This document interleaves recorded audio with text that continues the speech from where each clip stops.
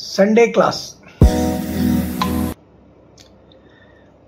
Okay, అందరికీ good morning అండి. నేను ఈ వీడియో సిరీస్లో భాగంగా ప్రతి ఆదివారం ఒక వీడియో చేయాలి అని నిర్ణయించుకోవడం జరిగింది. ముఖ్యంగా చాలామంది ఫ్రెండ్స్ అలాగే చాలామంది స్టూడెంట్స్ మెసేజ్ రూపంలో వాటిలో అడుగుతున్నారు. కొన్ని టాపిక్స్ని ప్రత్యేకించి కొంతమంది అడుగుతున్నారు. అలాగే కొన్ని టాపిక్స్ మీద నేను కూడా చెప్పాలనుకుంటున్నాను. సో మొత్తం మీద చాలా రోజులు బట్టి చాలా వర్క్ బిజీలో ఈ పని చేయలేకపోయాను. బట్ ముఖ్యంగా ఈ సండే క్లాస్ అనేది నేను ఒకప్పుడు అనుకునేవాడిని, అబ్బా ఏదో ఉద్యోగంలో వారం అంతా ప్రైవేట్ ఉద్యోగమో ఏదో పనిలో ఉంటున్నాము, ఖాళీగా ఉండట్లేదు, పోనీ ఏదైనా ఆదివారం పూటైనా ప్రిపేర్ అవుదాము అనుకుంటే ఒక్క ఆదివారం కోసం మన కోసం ఎవరు చెప్పేవాళ్ళు ఉంటారు, ఒక్క ఆదివారం నాకు కావాలంటే ఎవరో చెప్తారని కొంతవరకు ఫీల్ అవుతుండేవాడిని. సో అటువంటి ఫీలింగ్స్కి ఉన్న సందర్భాల్లో చాలామంది కొంతవరకు నన్ను ప్రోత్సహించిన సందర్భంలో ఒక ప్రత్యేకించి 2-3 సార్స్ కూడా నాకు ఆదివారం పూట వాళ్ళ ఇంటికి రమ్మనేవారు. అక్కడికి వెళ్తే వాళ్ళు ఎంతో ఎంకరేజ్ చేస్తూ క్లాసులు చెప్తుండేవారు. సో అవి నాకు చాలా వరకు ఎంతో హెల్ప్ఫుల్గా ఉండేవి అనమాట. సో అటువంటి విషయాలు చాలామంది నన్ను కూడా తర్వాత కాలంలో అడగడం జరిగింది. బట్ వారం అంతా చాలా బిజీగా ఉండడం, ఆదివారం ఒక్కరోజు వీడియో చేసి పెట్టడం చాలా కష్టంగా ఉండేది. బట్ తర్వాత దాన్ని ఎలా చేయాలో ఒక ప్లాన్ చేసుకున్నాను. అందులో భాగంగానే ఎప్పటి నుంచో నా మైండ్లో ఉంది సండే క్లాస్ అనేది. సో సండే ఎక్కడికో వెళ్ళి మనం వినడానికి, అంటే ఆ ఒక్కరోజే మన సెలవు ఉంటుంది, బట్ ఎక్కడికో వెళ్ళి రావడం కొన్ని గంటల టైం కాబట్టి ఒక వీడియో రూపంలో మనం చేసుకోగలిగితే చక్కగా ఇంట్లోనే ఉండి ఒక హాఫ్ అన్ అవర్, ఒక పావు గంట, ఒక హాఫ్ అన్ అవర్ ఒక్కొక్క టాపిక్ మీద మనం ఒక క్లాస్ రూపంలో మాట్లాడుకుంటే అది కొంతమందికి యూజ్ అవుతుంది అనేటువంటి ఒక ఇంట్రెస్ట్. సో ఆ విధంగానే నేను కొన్ని టాపిక్స్ని తీసుకున్నాను. ముఖ్యంగా ఏంటంటే నేను ఈ సండే క్లాస్ 3 రకాల టాపిక్స్ చెప్దాం అనుకుంటున్నాను. ఒకటి, నేను ఎంచుకున్న టాపిక్స్ కొన్ని. రెండవది, కొంతమంది ఇక్కడ మీరు మెసేజ్ల రూపంలో అలాగే కొంతమంది ఫోన్ రూపంలో తెలియజేస్తారు. ఇక్కడ కూడా కొంతమంది మెసేజ్ కామెంట్ రూపంలో మీకు ఏ టాపిక్స్ మీద కావాలో పెడుతూ ఉండండి. ఇవి రెండు కాకుండా ప్రజెంట్ ట్రెండ్స్లో ఏమున్నాయి అనే విషయాల మీద కూడా ఉంటాయి. సో ఓవరాల్గా ఇప్పుడు మొట్టమొదటిసారిగా నేను ఈ సండే క్లాస్లో భాగంగా అనుకుంటుంది ఒక 10 అంశాలు తీసుకున్నాను. 10 టాపిక్స్ ముందు నేను సెలెక్ట్ చేసుకున్నాను. అందులో topic number 1 social behaviour change. అంటే సమాజం పట్ల తన ప్రవర్తనలో మార్పు, ఏ మనిషిలోనైనా ఒక మార్పు ఎలా తీసుకురాగలం అనే దాన్ని మనం SBCC అంటాం, social behaviour change and communications. So ఒక మనిషి తనంతట తాను మారాలి. మనం ఎన్ని చెప్పినా కూడా ఆ చెప్పిన దాని కనుక ఆ మనిషి సరిగా వినకపోతే, ఇంట్రెస్ట్ లేకపోతే ఆయన మారడు, ఏదో మారినట్టు నటిస్తారు. దాని మీద ఒక టాపిక్ నెంబర్ 2 పంచాయతీలు అనేవి స్థానిక ప్రభుత్వాల అనేది. ముఖ్యంగా పంచాయతీరాజ్ వ్యవస్థ అనేది భారతదేశంలో ఉన్నటువంటి ఒక ప్రత్యేకమైన పరిపాలనా వ్యవస్థ. దేశంలో ఉన్నటువంటి గ్రామాల వరకు కూడా ఈ యొక్క పరిపాలన వెళ్ళడం కోసం ఏర్పాటు చేయబడ్డాయి. అయితే ఈరోజు కూడా పంచాయతీలు అనేవి ఒక వ్యవస్థ, సంస్థల, ప్రభుత్వాలు అనే విషయంలో పూర్తి స్థాయిలో క్లారిటీ మిస్ అవుతున్నాం. సో నేను ఒక పంచాయతీలో పనిచేసినటువంటి, పంచాయతీ డిపార్ట్మెంట్లో పనిచేసినటువంటి వ్యక్తిగా, అలాగే ఒక ఫ్యాకల్టీ మెంబర్గా అనేక మంది పెద్దలు, సీనియర్స్ అందరి ద్వారా తెలుసుకున్నది, చట్టం ద్వారా నేర్చుకున్నది అంతా కూడా నేను ఒక దగ్గర చేర్చి పంచాయతీలు స్థానిక ప్రభుత్వాలు అనే విషయం మీద ఒక కాన్ఫిడెన్స్ ఉండే విధంగా నేను దీని మీద పనిచేయడం జరిగింది. కాబట్టి పంచాయతీలు ఎలా స్థానిక ప్రభుత్వాలు అవుతాయి అంటే ఇక్కడ ఒక సబ్జెక్టుకి లేదా ఒక టాస్క్కి ఆన్సర్ చెప్పే విధంగానే నేను ప్రతి టాపిక్ని తీసుకోదలుచుకున్నాను. అంటే ఒక వ్యక్తి ఒకళ్ళు అడిగారు, మీరు ఈ పని ఎలా చేశారని, ఆ పనికి ఉన్న అధికారం ఏంటి అని చెప్పాలంటే నేను నా స్థానిక ప్రభుత్వాన్ని చెప్పాలి. సో ఆ విధంగా ఆ టాపిక్ని నేను తీసుకోబోతున్నాను.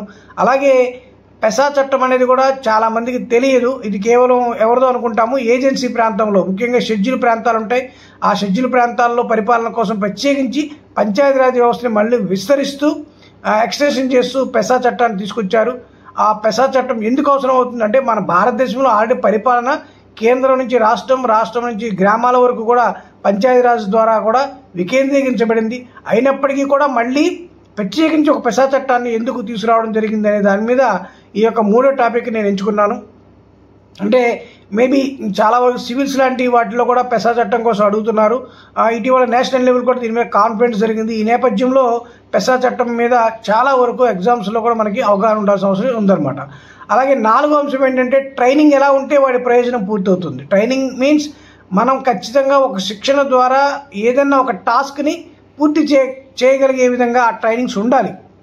సో ఆ విధంగా ఒక ట్రైనింగ్ ఉండాలి. ఆ విధంగా ఒక ట్రైనింగ్ ద్వారా మనకు ఒక ప్రయోజనం ఎలా వస్తుంది అనే విషయం మీద ఖచ్చితంగా నాకున్న అవగాహన మేరకు ఈ 4వ టాపిక్ మీద నేను ఒక సండే క్లాస్ తీసుకోబోతున్నాను. అంటే ఇక్కడ కొన్ని టాపిక్స్ జనరల్గా ఉండొచ్చు, కొన్ని టాపిక్స్ అందరికీ ఉపయోగపడేలా ఉండొచ్చు. నేను ఫస్ట్ 10 సండేస్ కోసం మాత్రం ఈ టాపిక్స్ తీసుకున్నాను.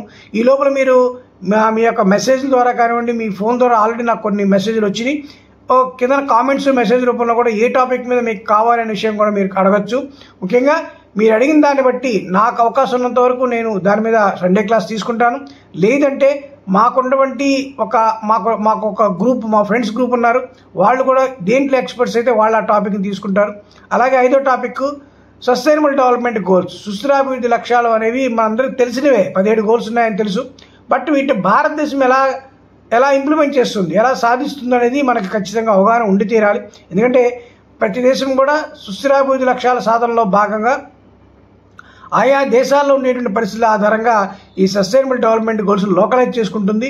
సో ఆ విధంగానే భారతదేశం వీటిని ఎలా లోకలైజ్ చేసుకుంది, లోకలైజేషన్లో భాగంగా భారతదేశం సస్టైనబుల్ డెవలప్మెంట్ గోల్స్ని ఏ విధంగా అమలు చేయబోతుంది, ఎలా అమలు చేస్తూ ఉంది, ఏ విధంగా దీని ద్వారా ఫలితాలు సాధిస్తుంది అనేది టాపిక్ నెంబర్ 5గా నేను తీసుకొని మీకు ఒక సండే క్లాస్లో వినిపించబోతున్నాను. సో అదేవిధంగా ముఖ్యంగా ఇందాక నేను చెప్పినట్టు ఖచ్చితంగా కొన్ని సందర్భాల్లో ప్రజెంట్ ఎగ్జామ్స్ ఓరియంటేషన్ గ్రూప్ 1 కానివ్వండి, వేరే ఎగ్జామ్స్ ఓరియంటేషన్ కానివ్వండి, ఒక ఎస్ఏ మోడల్లో కానివ్వండి, మనకి ఏదైనా అంశం మీద ప్రత్యేకించి కావాలనుకున్నప్పుడు మ్యాక్సిమం నేను ట్రై చేస్తాను. నా తర్వాత మా ఫ్రెండ్స్ కొంత ఉన్నారు కాబట్టి వాళ్ళని కూడా దీన్ని ఇన్వాల్వ్ చేసి వాళ్ళ ద్వారా కూడా మనం ఈ సండే క్లాస్ని అటెండ్ అయ్యేలా చేద్దాం. ముఖ్యంగా పనిలో బాగా బిజీగా ఉండేవాళ్ళు ఆదివారం సెలవు రోజు బయటికి వెళ్ళి మన ట్రావెలింగ్ కోసం టైం వేస్ట్ చేయకుండా ఇంట్లోనే ఉండి ఒక ½ అన్ అవర్ ఖచ్చితంగా వాళ్ళు ఏదో టాపిక్ మీద నాలెడ్జ్ని సంపాదించుకోవడం కోసం ఇది ప్లాన్ చేసుకున్నాము. అలాగే టాపిక్ నెంబర్ 6 అయితే నేటి సైన్స్ అండ్ టెక్నాలజీ ప్రపంచంలో ఒక దేశం చరిత్ర. అంటే జనరల్గా సైన్స్ అండ్ టెక్నాలజీ పరంగా ఇప్పుడు ప్రపంచం అంతా ఎంతో అభివృద్ధి చెందుతున్నప్పుడు మనం హిస్టరీని చదవాలా, లేకపోతే ఎకనామిక్స్ చదవడం అవసరమా, ఇండియన్ పాలిటీ గురించి, ఇండియన్ కాన్స్టిట్యూషన్ గురించి తెలుసుకోవడం అవసరమా అనేటువంటి కొన్ని అనుమానాలు ఉండొచ్చు. బట్ ప్రతి సబ్జెక్టు కూడా దానికే అంటూ ఒక ప్రత్యేకమైనటువంటి ఓన్ స్ట్రాటజీ ఉంటుంది. దాని నుంచి మనం తెలుసుకోవాల్సింది ఎంతో ఉంటుంది. దాని నేపథ్యంలో మన భారతదేశం చరిత్రను మనం ఖచ్చితంగా తెలుసుకోవడం అనేది ఇప్పుడున్న సైన్స్ అండ్ టెక్నాలజీ నేపథ్యంలో అవసరం అనే దాన్ని ఒక టాపిక్గా తీసుకుంటాను. అలాగే భారత రాజ్యాంగం గురించి కూడా కొన్ని రాష్ట్రాలు భారత రాజ్యాంగం ప్రతి స్టూడెంట్ కూడా చదవాలని నిర్ణయించిన నేపథ్యం ఉంది. ఆ నేపథ్యానికి కారణం ఏంటి, సో ఆ నేపథ్యం ఆధారంగా అసలు భారతదేశంలో రాజ్యాంగం గురించి ఎవరు తెలుసుకోవాలి, కేవలం రాజ్యాంగంతో పడినటువంటి లాయర్స్ లాంటి వాళ్ళ, లేకపోతే కొంతమంది ముఖ్యమైనటువంటి అధ్యాపకుల, వీళ్ళే కాకుండా కామన్ పీపుల్ కూడా తెలుసుకోవాలా, ఎవరు తెలుసుకోవాలంటే దాన్ని ఎందుకు తెలుసుకోవాలి, ఈ తెలుసుకోవడం వల్ల మనకి ఏమి లాభం జరుగుతుందనే అంశాల మీద ఖచ్చితంగా ఒక భారత రాజ్యాంగాన్ని గురించి ఎవరెవరు తెలుసుకోవాలి అనే విషయాన్ని మనకు తెలిస్తే ప్రతి ఒక్కరు కూడా ఈ రాజ్యాంగాన్ని తెలుసుకోవడం పట్ల అవగాహన కల్పించుకుంటారు. కాబట్టి ఇది ఖచ్చితంగా ప్రతి ఒక్కరు మనం అర్థం చేసుకోవాలి.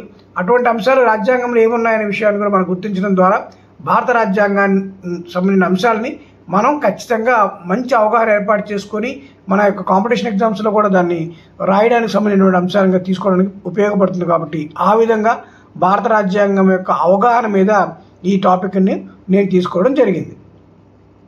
అలాగే ముఖ్యంగా స్త్రీ సాధికారత అంటున్నాము, మహిళా దినోత్సవాలు చేసేసుకుంటున్నాము, రకరకాలుగా మనం దీని మీద ప్రయత్నాలు చేస్తున్నాం. కానీ అసలు స్త్రీ సాధికారతను సాధించడం కంటే ముందుగా సరిగా స్త్రీ సాధికారతను మనం అర్థం చేసుకున్నామా లేదా అనేది నేను 8వ నెంబర్ టాపిక్గా తీసుకున్నాం. ఎందుకంటే ఒక స్త్రీ సాధికారతని అర్థం చేసుకోవడమే సరిగా లేని చోట్ల అసలు సాధికారతను సాధించడం ఎలా జరుగుతుంది. సో ఈ నేపథ్యంలో అసలు స్త్రీ అంటే ఏంటి, స్త్రీ సాధికారత అంటే ఏంటి, ఆ స్త్రీ సాధికారతను సాధించడానికి ఈ ప్రపంచం ఏ రకంగా ముందుకెళ్తుంది, అందులో భారతదేశం పాత్ర ఏంటి, ఈ పాయింట్ మీద చాలాసార్లు గ్రూప్ 1 ఎగ్జామ్స్లో అడిగారు, సివిల్స్ ఎగ్జామ్స్లో వస్తుంది. సో ఈ నేపథ్యంలో మనం అది కేవలం దాని అర్థం ఏంటి అనే విషయం కాకుండా దాని యొక్క ఎసెన్స్ ఏంటి, సో ఈ సాధికారతను మనం అర్థం చేసుకుంటేనే మనం కొన్ని అంశాలు సాధించగలం. ఉదాహరణకి సస్టైనబుల్ డెవలప్మెంట్ గోల్స్ లాంటి భారతదేశంలో ఇంప్లిమెంట్ అవుతున్న నేపథ్యంలో ఉమెన్ ఫ్రెండ్లీ విలేజ్ ఉంది. అది సాధించాలంటే ఏం చేయాలి, స్త్రీ సాధికారత అంటే అర్థం తెలియాలి. సో ఆ విధంగా ఆ టాపిక్ మనం తీసుకెళ్ళబోతున్నాం. అలాగే ముఖ్యంగా చాలామంది అనుకుంటూ ఉంటాం భారతదేశం అభివృద్ధి చెందిన దేశం, ఒక అడ్వాన్స్ దేశంగా మారిపోవాలి అనేసి. ప్రతి ప్రభుత్వం కూడా దాని తగ్గట్టు కొన్ని పాలసీలు మనకి ఎప్పటికప్పుడు చెప్తూ ఉంటారు. ఇన్ని సంవత్సరాల్లో మనం దీన్ని మార్చేసుకుంటున్నాం అనుకుంటుంటాం. మార్చబోతున్నాం అనే ప్లాన్స్ ఉంటాయి. సో వీటన్నిటి ఆధారంగా ఒక కామన్ పీపుల్కి ఎటువంటి ఐడియాస్ ఉన్నాయి, లేదు అసలు ఒక దేశం భారతదేశం అభివృద్ధి చెందిన దేశంగా మారాలంటే ఏం కావాలనేది ఎకానమీలో ఏం చెప్తుంది, ఎకానమీ పరంగా ఏ విధంగా దీన్ని మనం అర్థం చేసుకోవాలి, సో ఏ విధంగా దీన్ని మనం ముందుకు తీసుకెళ్ళచ్చు అనే విషయం మీద ముఖ్యంగా నేను ఈ టాపిక్ తీసుకుంటాను. అలాగే భారతదేశం నిజమైన సంస్కృతి ఏమిటో మనకు తెలుసా అంటే రకరకాలు చెప్తాం, మనం రకరకాల అంశాలు చెప్తాం, పురాణాల దగ్గర నుంచి రకరకాల విషయాలు చెప్తూ ఇదే భారతదేశ సంస్కృతి అంటూ ఉంటాము.